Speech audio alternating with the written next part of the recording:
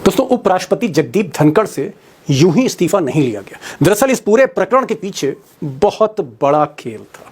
सच्चाई यह है कि धनखड़ और मोदी यानी उपराष्ट्रपति और प्रधानमंत्री के बीच खटपट इतनी ज्यादा थी, अदावत इतनी बढ़ गई थी कि अगर धनखड़ इस्तीफा ना देते तो आगे चलकर मोदी सरकार संकट में फंस सकती थी।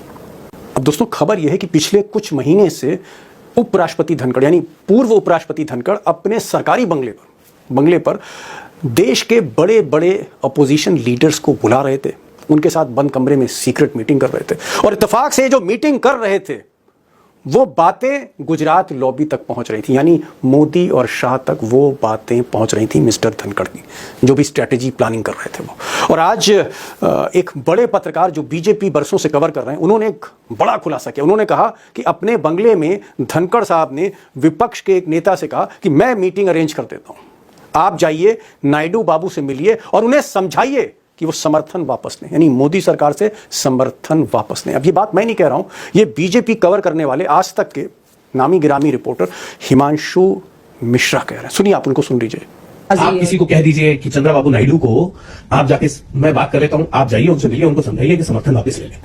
अब जाहिर तौर पर नायडू की बात इसलिए हुई होगी क्योंकि पिछले कुछ महीनों से नायडू साहब भी, जिनकी बैसाखियों पर मोदी जी चल रहे हैं, मोदी के फैसलों से नाराज दिखते हैं। जैसे डिलिमिटेशन का, नहीं पार्लियामेंट में सीटों के बंटवारे का उन्होंने खुलकर विरोध किया। बिहार में जो गड़बड़ हो रहा है वोटर लिस्ट को लेकर, उस पर तो इतना ज़्यादा जो है वो बिफर गए मिस्टर नायडू कि उन्होंने आयोग को चिट्ठी लिख दी, पूरी तरह से मोदी की स्कीम को गलत बता दिया।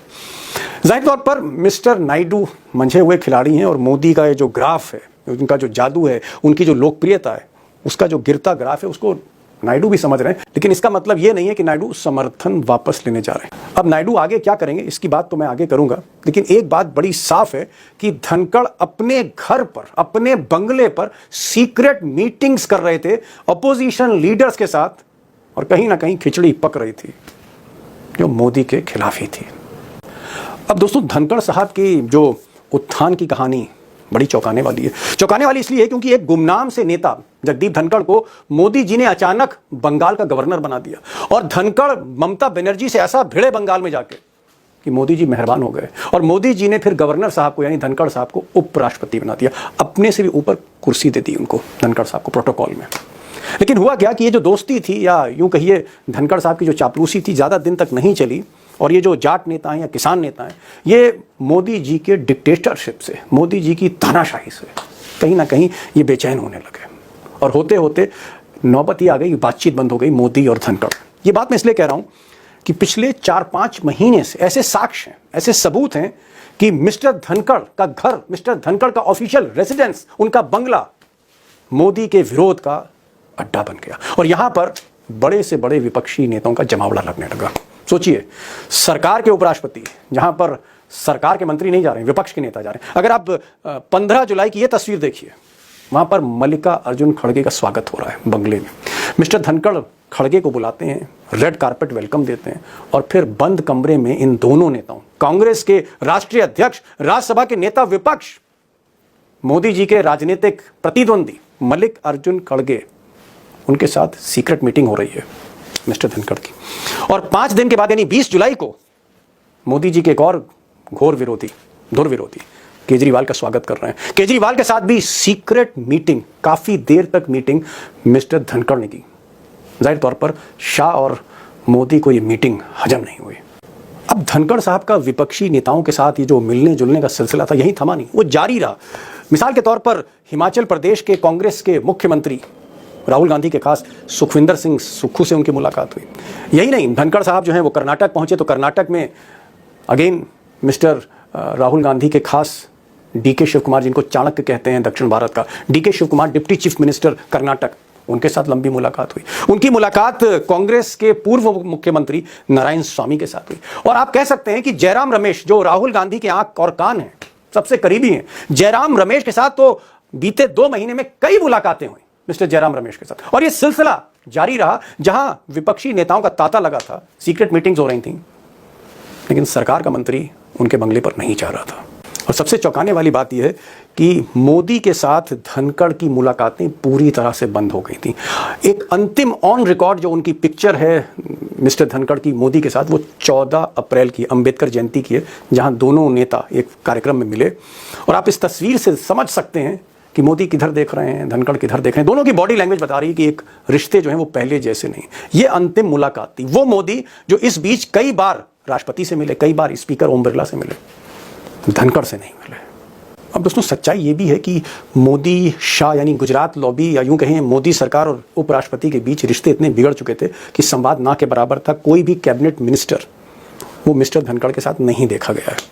अगर कोई मुख्यमंत्री मिल रहे किसी राज्य में बीजेपी का तो वो एक अलग बात है। और होते होते नौबत ये आ गई कि मिस्टर धनखड़ ने जस्टिस वर्मा को हटाने के लिए जो इम्पीचमेंट हो रहा था, कांग्रेस का नोटिस पहले ले लिया। और तब ऐसा लगा मोदी को कि अब तो ये कुछ भी कर सकते हैं। अगर बीजेपी की जगह कांग्रेस का नोटिस ले रहे हैं, एंटरटेन कर रहे हैं, तो फिर ये आदमी कुछ भी कर सकता है। अब इस पर एतबार नहीं किया जा सकता। और उसी दिन मोदी के कहने पर राजनाथ सिंह के यहाँ बैठक हुई, बीजेपी के एमपीओं का तांता लगा, नो कॉन्फिडेंस मोशन लाने की तैयारी हो गई कि अगर इस्तीफा नहीं देते तो फिर इनको कुर्सी से ही हटा देगी बीजेपी।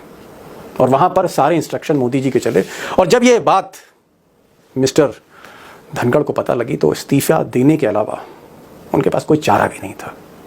अब दोस्तों जहां तक धनखड़ का गेम प्लान है, तो धनखड़ के बारे में एक चीज मैं जरूर आपको बताना चाहूंगा कि मूलतः वो बीजेपी के नेता नहीं थे, मूलतः वो समाजवादी धारा के नेता थे, जो कांग्रेस के भी नेता रहे एक टाइम पर। और उनके नायडू बाबू से अच्छे संबंध थे, नीतीश कुमार से बहुत अच्छे संबंध थे। अब कहीं ना कहीं धनखड़ के जब रिश्ते खराब हुए मोदी से और आमने सामने दोनों आ गए, तो धनखड़ को यह लगा कि नवंबर के बाद जिस तरह से नीतीश कुमार की सेहत चल रही है, नवंबर के बाद नीतीश कुमार मुख्यमंत्री नहीं रहेंगे। एनडीए जीते या हारे, कुछ भी हो, Nitish will not be the CM. और नीतीश की अगर कुर्सी जाती है तो फिर जेडीयू का टूटना भी लाजमी था। नहीं, मोदी जी की एक बैसाखी उनको कमजोर होते हुए दिख रही थी मिस्टर धनखड़ को। और जहां तक दूसरी बैसाखी की बात है नायडू बाबू की, तो मैंने पहले भी आपसे कहा कि कई फैसलों पर नायडू नाराज चल रहे थे, इसीलिए पुराने रिश्ते को रिवाइव कर रहे थे धनखड़ साहब नायडू से। और विपक्ष से कह रहे थे कि आप जाइए उनको कन्विंस करिए मिस्टर नायडू को कि वो समर्थन वापस लें, बाकी चीजें खुद ब खुद हो जाएंगी। ये उनका प्लान था। और अगर ये प्लान कामयाब हो गया होता तो एक बात बिल्कुल सही है कि मोदी सरकार के लिए फिर वाकई संकट की स्थिति थी। अब दोस्तों ये जो कहानी थी मैंने आपके सामने रख दी, लेकिन असली कहानी जो है वो तो फिर धनखड़ ही बता सकते हैं, या मोदी बता सकते हैं, या मोदी के हमराज बता सकते हैं, मिस्टर अमित शाह बता सकते हैं। सवाल इस बात का है कि आगे क्या होने जा रहा है। क्या धनखड़ मुंह खोलेंगे? क्या धनखड़ सत्यपाल मलिक बनेंगे? क्या वो खुलकर सामने आएंगे जिस तरह से सत्यपाल मलिक आए? कैसा होने जा रहा है? और अगर ऐसा होता है तो वाकई एक धमाका होगा हिंदुस्तान की सियासत में। या फिर होगा क्या आगे? क्या धनखड़ पर ईडी छोड़ी जाएगी, सीबीआई छोड़ी जाएगी? क्या तैयारी हो रही है? क्योंकि पहली बार 75 वर्षों के इतिहास में एक उपराष्ट्रपति ने इस्तीफा दिया है झगड़ा करके प्रधानमंत्री से।